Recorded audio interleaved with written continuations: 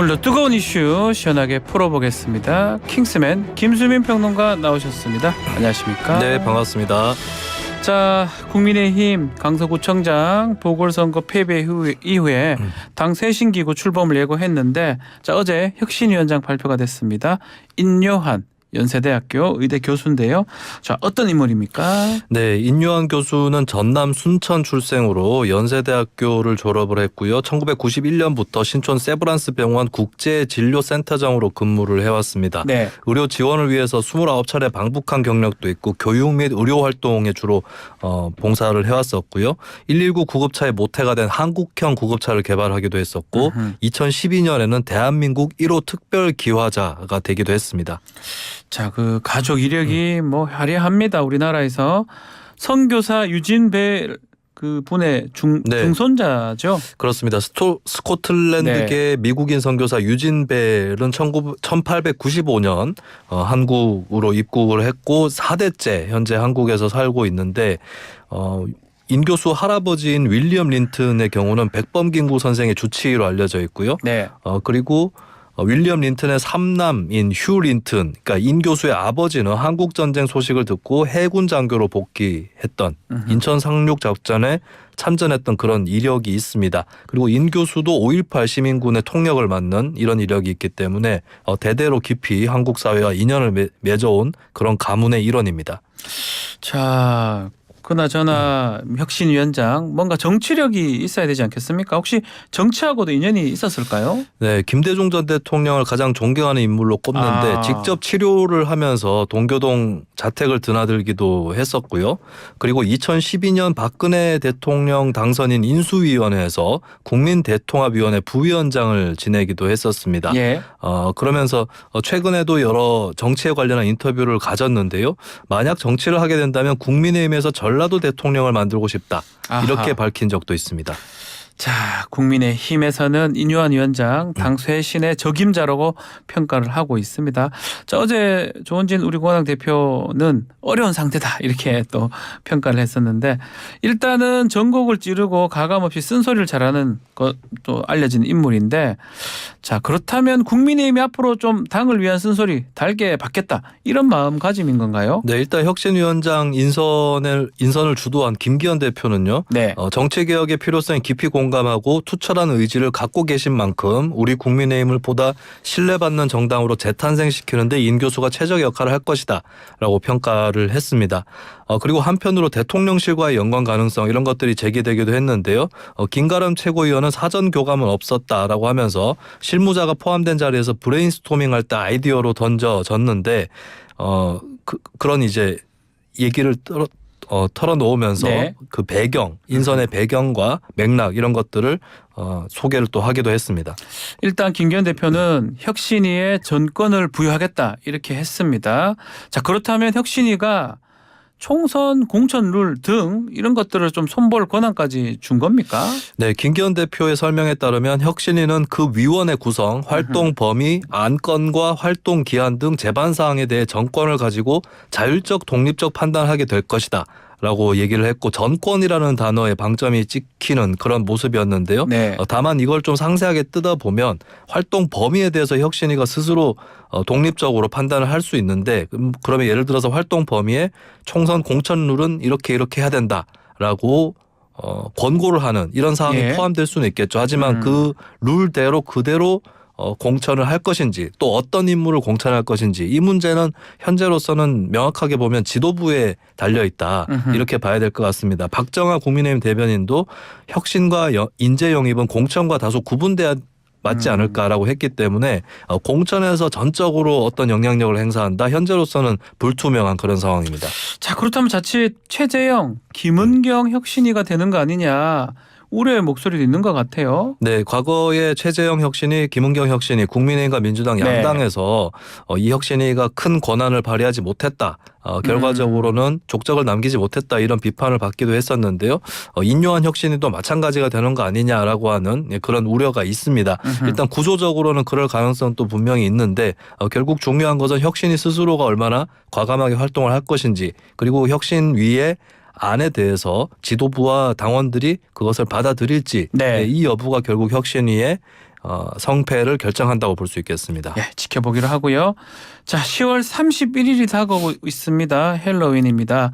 자, 매년 헬로윈 앞두고 시내 번화가가 떠들썩했는데 사실은 지난해 이제 이태원 참사 때문에 올해는 상권이 조금 조용할 것 같습니다. 네, 백화점이나 호텔에서는 매년 헬로윈을 맞이해서 네. 컨셉트를 특별하게 이제 적용을 해서 매장을 꾸미고 축제 분위기 조성을 했었는데요. 근데 올해는 유통기업들이 행사를 잘 열지 않는 그런 모습입니다. 헬로윈 상품 특별 기획 전시라든지 이런 것들이 없이 소수의 제품만 일부 매장에서 진열이 되고 있는 그런 상황이고 기획 상품 종류도 크게 줄어든 그런 모습입니다.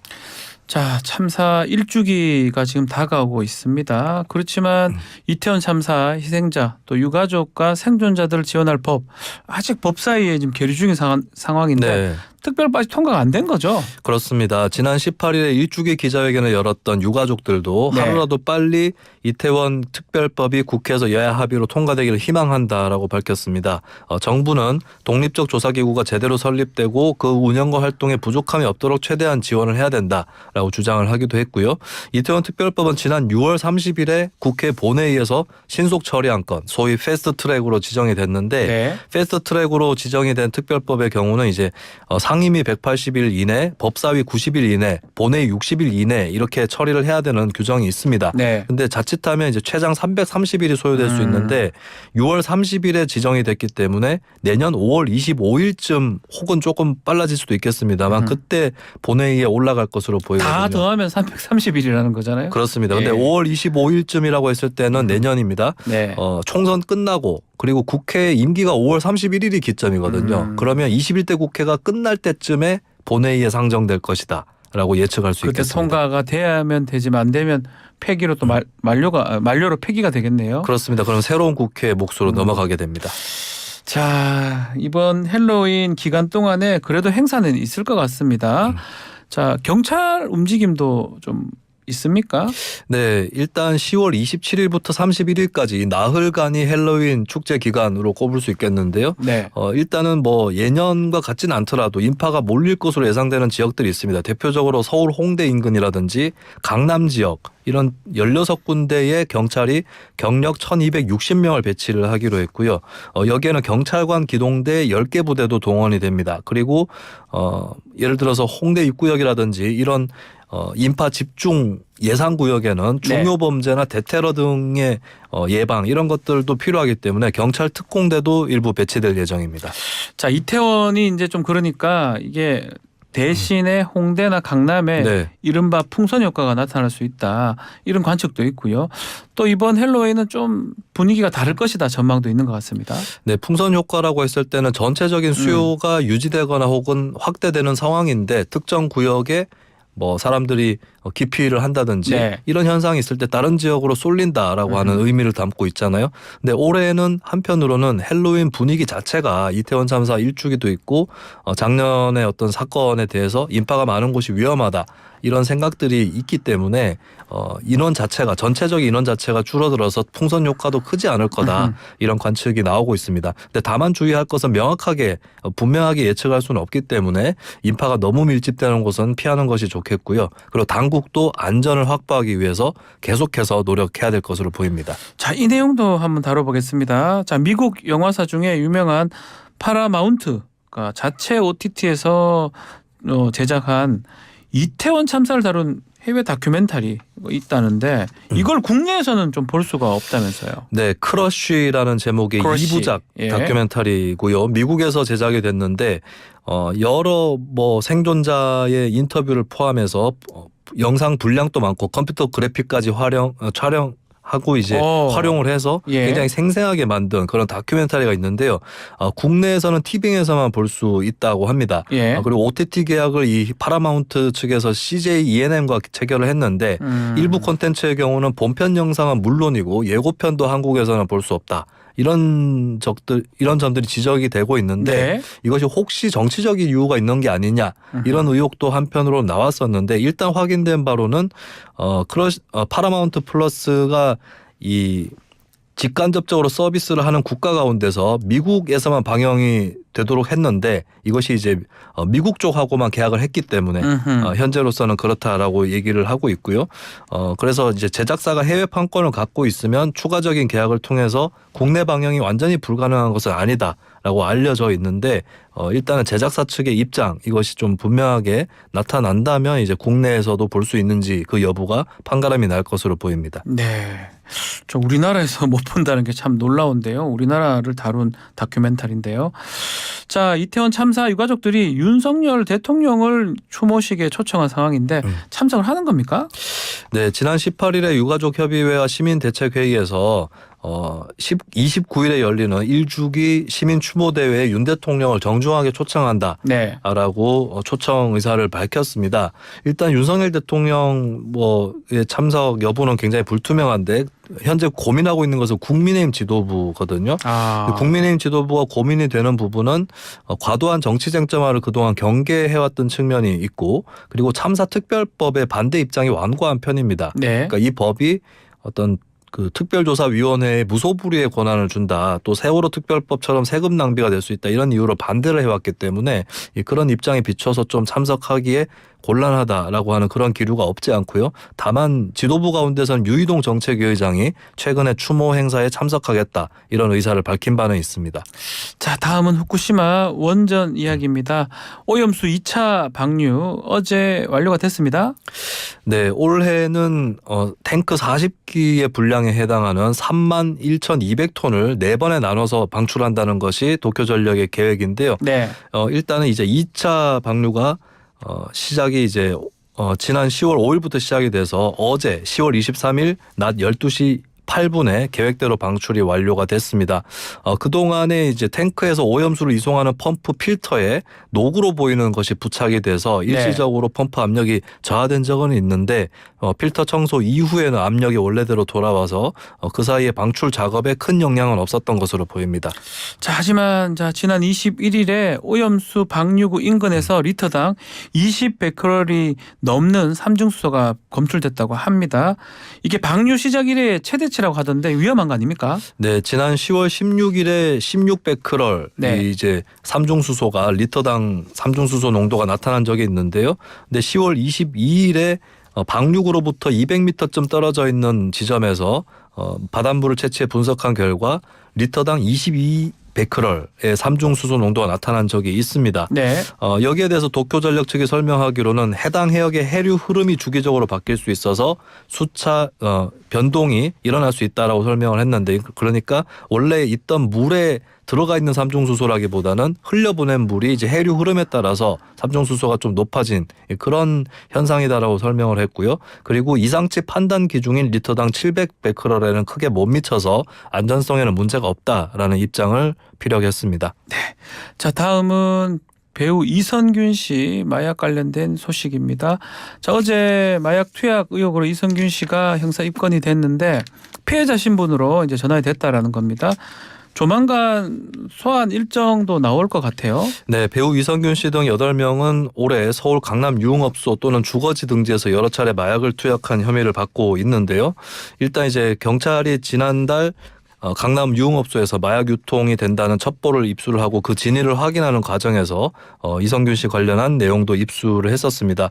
그동안 이제 경찰은 내사를 통해서 사건을 조사를 해왔는데 이제 이 씨가 피의자 신분으로 정식 전환이 됐고 입건이 됐다라고 하는 소식이 전해졌고요. 또 대마 외 다른 마약도 투약을 했는지도 조사를 한다고 하는데 소환 일정도 조만간에 통보가 될 전망입니다. 자, 이선균 씨가 한 달 전에 한 인터뷰 지금 온라인 커뮤니티에서 재조명되고 있습니다. 어떤 내용입니까? 네, 이선균 씨가 이제 출연작 잠에 관련한 이제 라운드 인터뷰에서 밝힌 내용이었는데요. 이 잠이라는 영화가 수면 장애가 있는 남편의 극단적인 행동을 다룬 내용입니다. 자연스럽게 수면 습관에 대한 얘기가 나왔었는데 당시 이선균 씨가 술과 약에 의존하지 않고 일할 때는 알람을 맞춰놓고 깬다.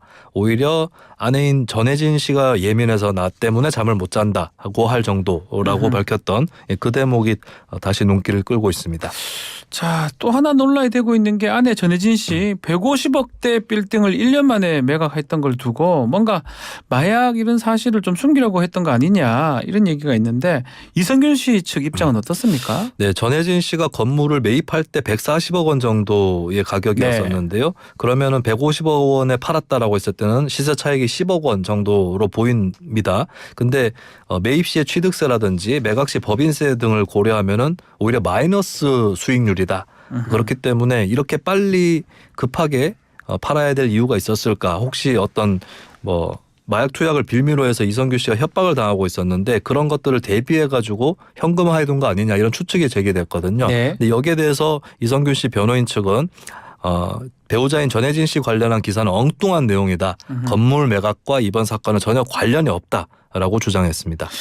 자, 결국 연예계 타격도 적지 않을 것 같은데 자, 이성균 씨 입장 나오자마자 이성균 씨를 좀 지우기 했던 것 같아요. 광고계나 뭐 영화계 같은 경우 좀 논란이 될 것 같습니다. 네, 이성균 씨 측에서 이제 마약 투약 의혹에 대해서 변호인이 아직 말하기 어렵다. 성실하게 경찰 조사를 받겠다. 이 정도 선으로 얘기를 했는데 네. 일단 광고계에서는 이것을 크게 리스크로 받아들이고 있는 그런 상황이고요.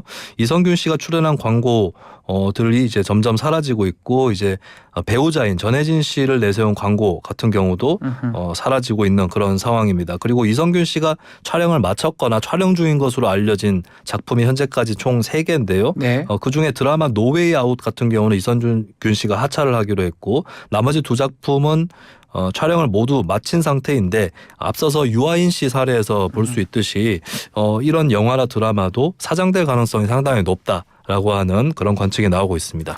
알겠습니다. 자, 오늘 킹스맨 여기서 마무리를 하겠습니다. 김수민 평론가 감사합니다. 네, 고맙습니다. 1부 마치겠습니다.